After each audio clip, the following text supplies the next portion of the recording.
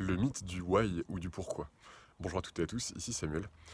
Aujourd'hui, on va examiner cette idée selon laquelle chacune et chacun d'entre nous aurait un why, un pourquoi.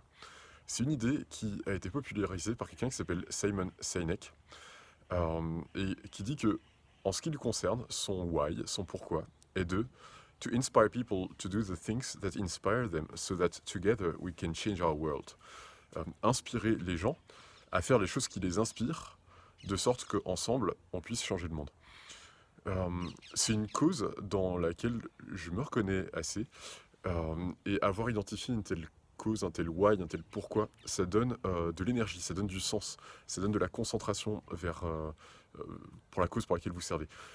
Euh, pour la cause que vous servez, c'est notamment hyper utile pour des leaders. euh, qui peuvent ainsi donner du sens à leur action et regrouper des gens autour d'eux pour ce sens. Et c'est notamment pour ça que les missions d'entreprise sont si populaires et qu'on les définit. Je disais que le why, le pourquoi, entendu dans ce sens, peut se rapprocher d'une cause. Et pour info, pour identifier une cause, c'est une très bonne idée de vous poser la question, qu'est-ce qui peut vous mettre en colère? Qu'est-ce qui peut vous indigner? Euh, Qu'est-ce qui fait que vous allez sortir de votre chemin et prendre du temps et de l'énergie pour quelque chose? C'est hyper pertinent d'identifier des causes qui vous tiennent à cœur. Votre pourquoi, si vous en trouvez un. Maintenant, ce concept de pourquoi a des limites. D'abord, parce que, et si j'en crois Simon Sinek, on a un et un seul pourquoi. Ça me paraît limitant, au même titre que le mythe de la passion. On aurait une passion à découvrir et on pourrait ensuite briller de mille feux et en vivre et être heureux pour toujours. Le pourquoi, c'est un peu pareil. Il n'y a pas de raison que ce pourquoi n'évolue pas dans une vie, ou plus précisément qu'on n'ait pas à un moment envie d'aller servir une autre cause.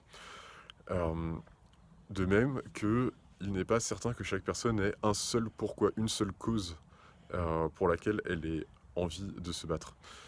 Euh, je prendrai notamment le cas des personnes slasheurs ou slasheuses qui ont plusieurs activités dans leur vie et potentiellement plusieurs causes. Il y a des militants, j'en ai rencontré quand j'étais chez Enercop, une coopérative fondée par Greenpeace qui fournit l'électricité renouvelable, qui se mobilisent sur des causes différentes.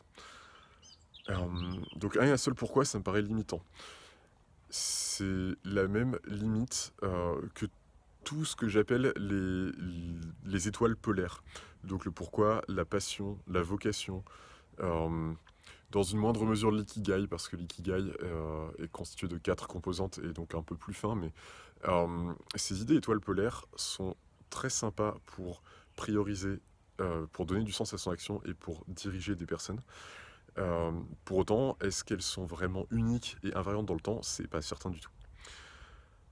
Euh, Enfin, je voudrais terminer avec l'exemple d'un coach que j'ai rencontré récemment, qui disait qu'il avait passé 2 ans et demi à essayer d'identifier son pourquoi. Euh, il l'a, enfin, en 2 ans et demi, il ne l'a pas trouvé. Et donc, si vous avez une cause, un pourquoi qui vous parle, super, foncez. Si vous n'avez pas de cause de pourquoi qui vous parle, eh ben, c'est pas grave, c'est normal, vous êtes humain. Euh, Essayez d'identifier quelles sont vos différentes envies profondes, j'en parle par ailleurs, et, euh, et trouver dans les mois qui viennent, dirons-nous, plus s'il y a besoin de plus de temps, mais quelque chose qui se rapproche de vos aspirations du moment, et ça va vous permettre de découvrir davantage encore ce dont vous avez envie, et ça pourra toujours évoluer par la suite, et sait-on jamais, si vous rencontrez par la suite votre pourquoi, euh, il sera jamais trop tard pour embrayer. J'espère que cette vidéo aura été nutritive pour vous. Je vous souhaite une très belle journée. À bientôt.